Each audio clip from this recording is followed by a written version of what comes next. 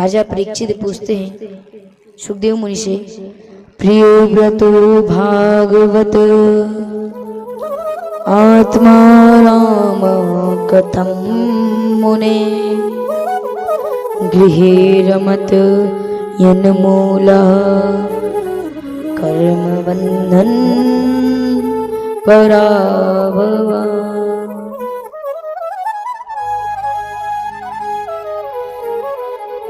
प्रिय आत्मा सुखदेव मुनि बताते हैं, एक दिन महाराज प्रियव्रत के मन में आया। महाराज प्रियव्रत कौन?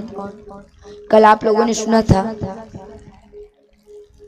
कि श्री हरि के नाभि कमल से ब्रह्मा उत्पन्न हुए और ब्रह्मा को आदेश दिए कि तुम जाओ सृष्टि की रचना करो। ब्रह्मा जी बोले ठीक है।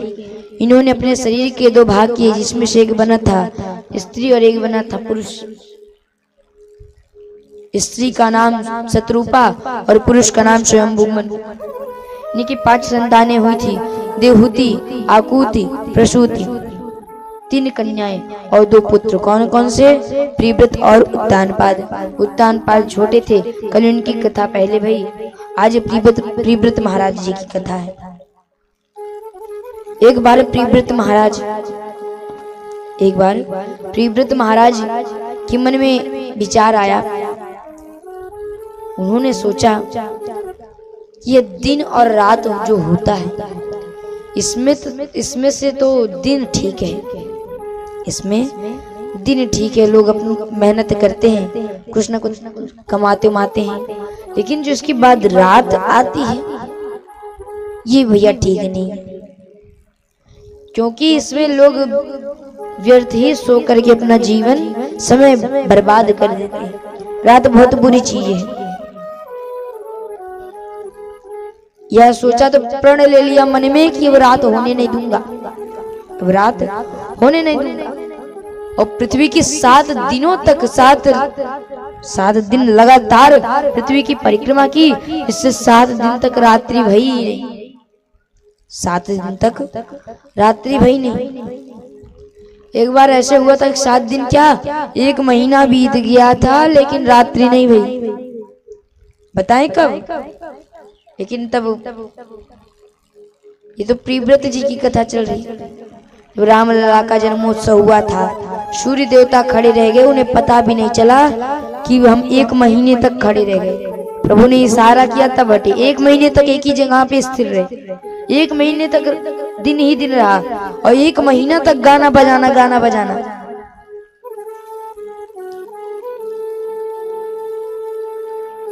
पहले इन्होंने 7 दिन तक परिक्रमा की, जिससे 7 दिन तक रात्रि ही नहीं भई।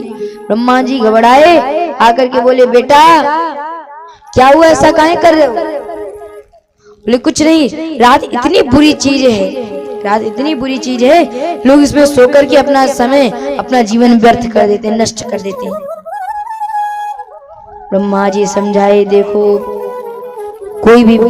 कोई प्रकृति की कोई भी वस्तु अपने स्थान पे उचित है। प्रकृति की कोई भी वस्तु अपने स्थान पे उचित है, यह बताया। उदाहरण भी दे रहे हैं, उदाहरण हम आपको दे रहे हैं। श्रीवास्तव जी ने नमक ला के दिया, माता जी को नमक ला के दिया। बोले ये लो, आज भोजन बनाओ, आज बढ़िया सब्जी बनाओ। पालक की सूखी सब्जी बनी। अब बीच में नमक डालना भूल गई। तो भोजन बनने के बाद श्रीवास्तव जी ने टोका। जब स्वाद लिए, बोले कि नमक आज नहीं पड़ा, आज नमक नहीं पड़ा। टोक दिए। तो फिर अगले दिन ध्यान रखा, अगले दिन इतना ध्यान रख लिया कि नमक 1 बार जगह 2 बार पड़ गया, 1 बार के बजाय 2 बार पड़ गया। फिर श्रीवास्तव जी ने टोक दिया, सब्जी आज कड़वी बन गई, सब्जी आज कड़वी बन गई है।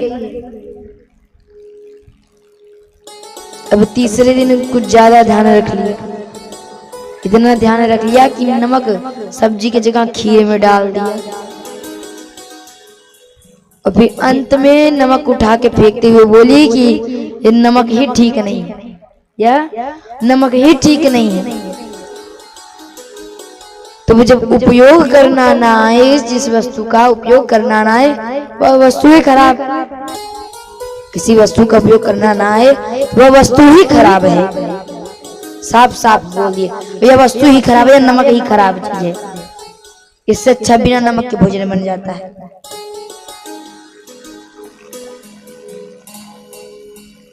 तो ब्रह्मा जी कहते हैं देखो, जहां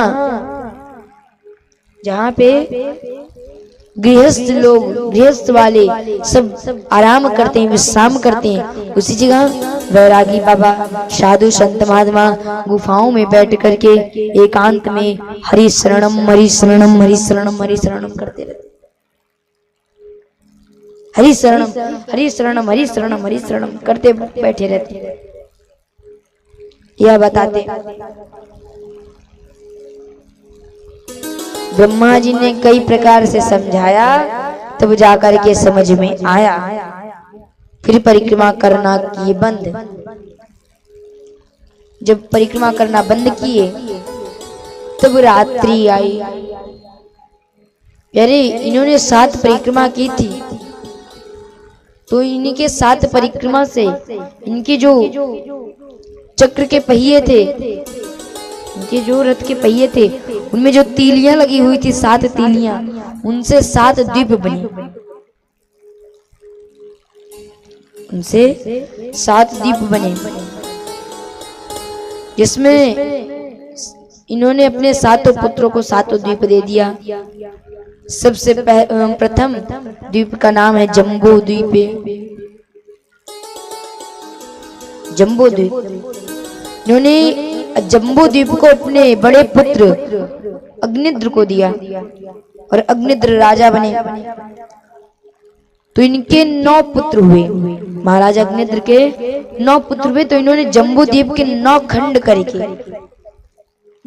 इन्होंने जम्बू द्वीप के 9 खंड करके अपने 9 पुत्रों में बांट दिया। प्रथम खंड था अजनाब खंड। संकल्प में भी बोला जाता है जम्बो द्वीपे भारत खंडे। अजनाब खंड निकला। अब महाराजा नाभि को सौंप दिया गया। इनकी कोई संतानें नहीं भई, तो इन्होंने पुत्र प्राप्ति यज्ञ करवाया। इन्होंने पुत्र प्राप्ति यज्ञ करवाया। जब पुत्र प्राप्ति यज्ञ करवाया तब देखिए, पुत्र प्राप्ति यज्ञ होने के बाद प्रभु प्रकट हुए, बोले मांगो, क्या मांगते हो? प्रभु को देखने के बाद कुछ मांग ही नहीं रहे। प्रभु को देखने के बाद कुछ मांग ही नहीं रहे, कुछ बोल ही नहीं पा रहे। तब जो ऋषिगण थे, जो हवन कर रहे थे, करवा रहे थे, बोले कि आप बताइए यह किस लिए हवन करवा रहे थे, यह किस लिए करवा रहे थे? तो बताए कि प्रभु ये आप जैसा पुत्र चाहते हैं, ये आप जैसा पुत्र चाहते हैं, लेकिन अब कुछ कह नहीं पा रहे। तो प्रभु ने कहा चिंता ना करो, ब्राह्मणों ने वचन दिया है, हम ब्राह्मणों के वचन को सत्य अवश्य करेंगे। इनको मैं पुत्र रूप में खुद आऊंगा, इनका पुत्र बनके मैं स्वयं आऊंगा।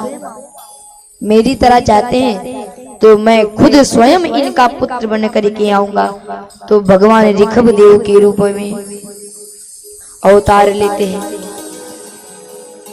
अरे ऋषभ देव का रूप, इनके ओज तेज से इंद्र लज्जित हुआ। जब इंद्र को इनका ओज तेज लगा तो इंद्र ने क्या किया, वर्षा करना बंद कर दिया। ऋषभ भगवान ने कई वर्षों तक अपने आप से वर्षा की। तब इंद्र बड़ा लज्जित हुआ, उसने अपनी पुत्री जयंती का विवाह ऋषभ देव जी के साथ कर दिया। बाद में इनके 100 पुत्र हुए। बाद में ऋषभदेव के 100 पुत्र हुए, 100 पुत्र हुए, जिसमें से सबसे पहले सबसे बड़े भरत थे। अपने 100 पुत्रों को बुलाया और बुला करके उपदेश देने लगे, सुनो, इस सृष्टि में अहमता और ममता 2 नाम की रस्सियों से बंधा हुआ या मनुष्य है। पंचभौतिक धर्मशाला तो बंधी तो है दोनों रस्सियों से, लेकिन एक काम करना, सदैव प्रभु का नाम भजते रहना, सदैव प्रभु का नाम भजते रहना। फिर कहते हैं अगर कोई भी प्रभु की तरफ से हटाए, अगर आपको कोई भी प्रभु के मार्ग से हटाए, प्रभु की तरफ से अगर आपको हटाए, प्रभु की तरफ जाने से, प्रभु का भजन करने से, प्रभु का सत्संग करने से, ऋषियों के साथ सत्संग करने से अगर कोई रोके तो उसे अपना सबसे बड़ा बैरी मानना, चाहे जितना ही बड़ा सगा संबंधी हो, चाहे साड़ू चढ़वाई क्यों ना हो, चाहे जितना बड़ा सगा संबंधी हो, उसे अपना कट्टर बैरी, कट्टर शत्रु मानना।